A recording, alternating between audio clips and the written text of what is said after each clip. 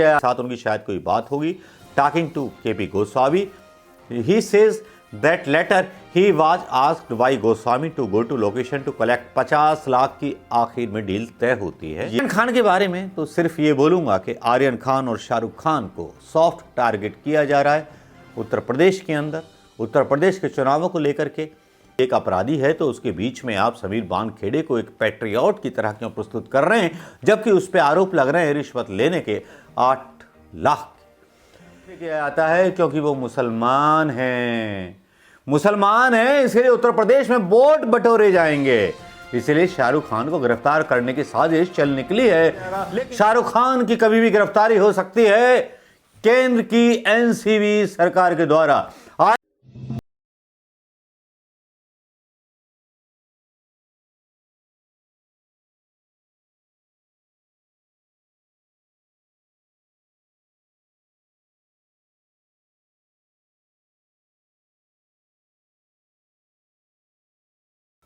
दोस्तों नमस्कार, मैं मनोज कुमार शर्मा एक बार फिर आपके बीच में एक चौंकाने वाली खबर है आपके लिए, और ऐसी चौंकाने वाली खबर है जिससे कि शायद हिंदुस्तान कल सुबह तक हिल जाएगा, या परसों सुबह तक हिल जाएगा, या परसों शाम तक हिल जाएगा, या कल शाम तक हिल जाएगा। शाहरुख खान की कभी भी गिरफ्तारी हो सकती है केंद्र की एनसीबी सरकार के द्वारा। आर्यन के लिंक जोड़े जा रहे हैं इंटरनेशनल ड्रग माफिया के साथ। पता नहीं क्या क्या किया जा रहा है, लेकिन यहां एक खुलासा होता है, और खुलासा बहुत ज़्यादा इतना बड़ा होता है जिसको सरकार दबाने की कोशिश करती है। मीडिया की तोतली आवाज में आवाज नहीं निकलती। क्यों? क्योंकि गुलाम मीडिया, इसी तरह का गुलाम मीडिया तब था जब हम आज़ादी के लिए लड़ रहे थे। इसी तरह की भ्रामक खबरें और बुरी खबरें फैलाई जाती थी। इसी तरह की हरकतें अंग्रेज सरकार किया करती थी जिस टाइम हम आज़ादी की लड़ाई लड़ रहे थे। इसी तरह के अत्याचार सब लोगों पे होते थे। शाहरुख खान के पिता एक स्वतंत्रता सेनानी थे। बहुत से लोगों को शायद नहीं पता होगा उनके बारे में। अगर आपका कमेंट आएगा तो मैं बताऊंगा पूरा कि शाहरुख खान के पिता कौन थे, स्वतंत्रता सेनानी थे। और शाहरुख खान सबसे ज़्यादा टैक्स भरने वाला व्यक्ति है इस देश का। शाहरुख खान पर अटैक इसलिए किया जाता है क्योंकि वो मुसलमान हैं। मुसलमान हैं इसलिए उत्तर प्रदेश में वोट बटोरे जाएंगे, इसलिए शाहरुख खान को गिरफ्तार करने की साजिश चल निकली है। लेकिन क्यों चल निकली है, किसे चल निकली है? क्योंकि आर्यन खान को इसीलिए टारगेट किया गया था कि आर्यन खान को किस तरह से टारगेट करें, क्यों करें, कैसे करें, क्या बनाई जाए कहानी, और किस तरह से बनाई जाए, किस तरह से ट्रैप में शाहरुख खान को फंसाया जाए। बहुत से यूट्यूब चैनलों ने ये बात डाल दी बहुत ज़्यादा गर्मजोशी के साथ, बिना ये सोचे कि दूरगामी परिणाम क्या होंगे। बिना ये सोचे खबर डाल दी कि आर्यन खान के खिलाफ जो वकील था उसने एक एफिडेविट दिया है जिसमें उसने कहा है कि 50 लाख रिश्वत लेने का खेल था। समीर बानखेड़े को जो था 8 लाख रुपए देने का खेल था। भारतीय जनता पार्टी के नेता भी इसमें शामिल थे जो शाहरुख खान से वसूली चाहते थे कि आर्यन खान को छोड़ने के बदले। यहां कुछ पॉइंट नजर आते हैं। अपने बेटे को छुड़ाने के लिए शाहरुख खान 50 लाख तो क्या 50 करोड़ दे सकता है। उसकी पैर की जूती की धूल है शाहरुख खान की। अब जो ये खबरें उड़ाई गई हैं किस तरह से चल रही हैं सोशल मीडिया पर, किस तरह से ट्रैप में हमारे किंग खान को फंसाया जा रहा है, अब मैं इसको क्लियर करना चाहूँगा। बहुत सारी चीज़ें होती हैं, खबरों का एनालिसिस और उसके दूरगामी परिणाम लोग सोचते नहीं हैं। लेकिन आज मैंने सोचा कि बहुत दिनों से आर्यन खान के ऊपर मैंने कोई वीडियो नहीं बनाया। मुझे अपने बच्चे की याद आ जाती थी, लेकिन एक तरफ ये याद आ जाता था कि नशे का व्यापार। लेकिन जब मैंने सुना, किसी भी आपने ये सुना कि उसके पास नशे की कोई चीज़ बरामद नहीं हुई, कुछ नहीं हुई, उसके बाद भी जजों ने उसे जेल भेज दिया, उसको जमानत नहीं दी। भाई जजों के साथ सेटिंग का तो खेल नरेंद्र भाई दामोदर दास मोदी जी का और अमित शाह का तो बहुत पुराना है, उसको तो सब जानते हैं। बजरंगी बाबू क्लियर कर चुके हैं, बहुत सारे वीडियो आप लोग देख चुके होंगे। यहां पर केवल खबरें होंगी और खबरों के अलावा कुछ नहीं होगा। यहां आज सनसनीखेज चीजें आती हैं। शाहरुख खान पर भी बहुत सारी चीजें आती हैं। समीर बानखेड़े पर भी बहुत सारी चीज़ें आती हैं। समीर बानखेड़े पर बहुत सारी बातें कही जाती हैं। आर्यन खान के बारे में एक खबर आती है लाइव ला के द्वारा, जिसमें कहा जाता है Aryan Khan case witness affidavit with extortion allegation forward to NCB director general for necessary action. DDG Mumbai के कमिश्नर समीर बानखेड़े, जिसको भारतीय जनता पार्टी के लोग एक देशभक्त के रूप में प्रस्तुत कर देना चाहते हैं, यकीन मानिए ये पहली बार नहीं हुआ है। ये भारतीय जनता पार्टी के लोग जो हैं अपने हर डिसीजन को, प्रधानमंत्री के हर डिसीजन को, अमित शाह के हर डिसीजन को सही ठहराने के लिए लाइन पे लग जाते हैं। कभी 2014 में पेट्रोल गैस की कीमतें जो बढ़ी हुई थीं, जिनके ऊपर लेकर के आंदोलन किया था, क्या कभी कांग्रेस पार्टी के आईटी सेल ने या कांग्रेस ने कभी उसके बारे में उसकी हिमायत की थी? क्वेश्चन मार्क नहीं की थी। लेकिन ये लोग करने लग जाते हैं। भाई समीर बानखड़े एक अधिकारी है और आर्यन खान मान लीजिए एक अपराधी है, तो उसके बीच में आप समीर बानखेड़े को एक पैट्रियट की तरह क्यों प्रस्तुत कर रहे हैं, जबकि उस पर आरोप लग रहे हैं रिश्वत लेने के 8 लाख।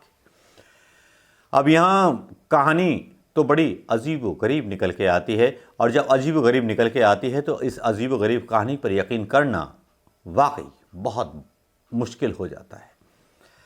यहां लाइव लॉ में लिखा जाता है major development in Aryan Khan case, Prabhakar Sail who claim to be a panch witness states in a notarize affidavit that he overheard KP Goswami and Sam D. Suja say that you put a bomb of 25 crore, let's settle for 18 crore and give 8 crore to Sameer Wankhede. भाई आपने 25 करोड़ मांगे हैं, हम 18 करोड़ आपको दे देंगे, 8 करोड़ आप जो हैं समीर बानखेड़े को दे देना। ये बात कही गई प्रभाकर साली के द्वारा। प्रभाकर साली फर्दर सेज, अगला ट्वीट आता है, ये है कौन? साली साहब ये शाहरुख खान के मैनेजर हैं। शाहरुख खान के आसपास जो जाल बुना गया है बहुत कायदे के साथ बुना गया है। Prabhakar Sail further says in his affidavit that he has been Pooja Dadlani, Pooja, हाँ सॉरी ये नहीं है, शाहरुख खान के जो मैनेजर हैं पूजा ददलानी के साथ उनकी शायद कोई बात होगी। Talking to KP Goswami, he says that later he was asked by Goswami to go to location to collect 50 lakh की आखिर में डील तय होती है, और he says he collected 2 bag of cash and delivered of to Goswami. यानी 50 लाख की रिश्वत मांगी जाती है और 50 लाख की रिश्वत शाहरुख खान के द्वारा दी जाती है। साबित तो यही होता है कि शाहरुख खान ने वो रिश्वत वहां पहुंचाई अपने मैनेजर के द्वारा। शाहरुख खान मैनेजर पूजा ददलानी और प्रभाकर साली। प्रभाकर साली हैं कौन? Prabhakar Sail adds that when counted the bag had only 38 crore रुपए थे बैग में, जब उन्होंने बैगों के वो पैसे गिने। अब एफिडेविट दिया उन्होंने साली ने, जिसमें इन्होंने सारी बातें क्लियर की हैं।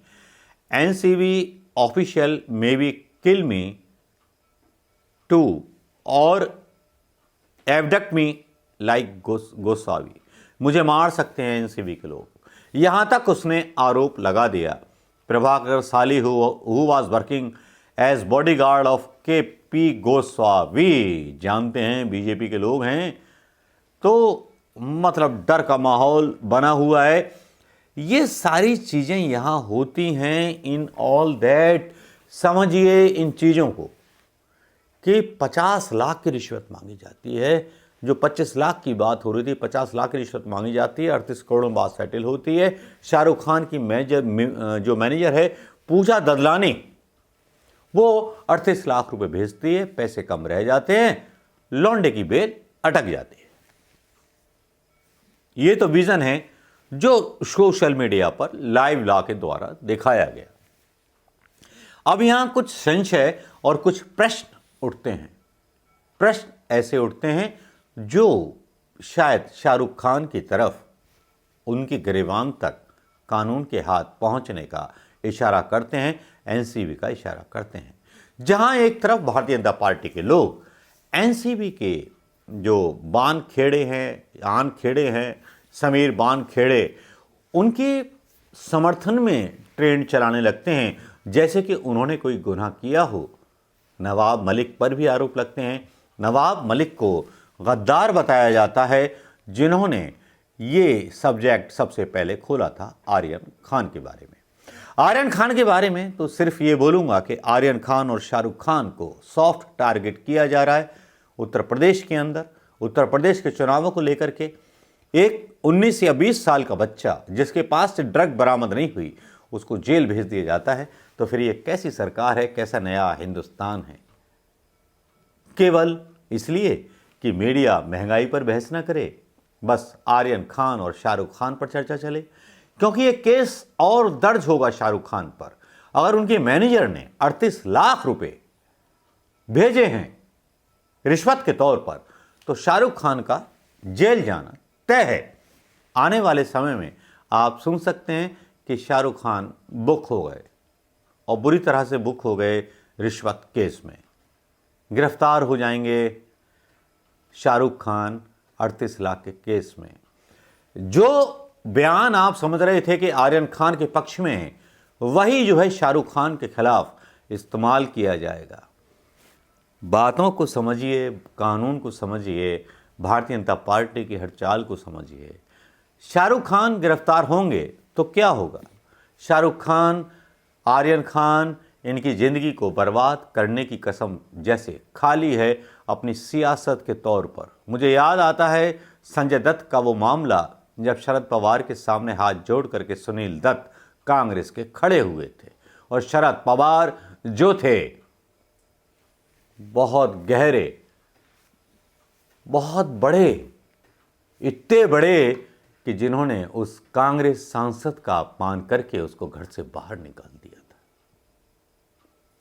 फिल्म इंडस्ट्री को निशाना बनाया जाना हिंदुस्तान को निशाना बनाए जाने के बराबर है। और शाहरुख खान एक स्वतंत्रता सेनानी का बेटा, जो सबसे ज़्यादा टैक्स भरता हो, क्या वो रहेगा इस देश में?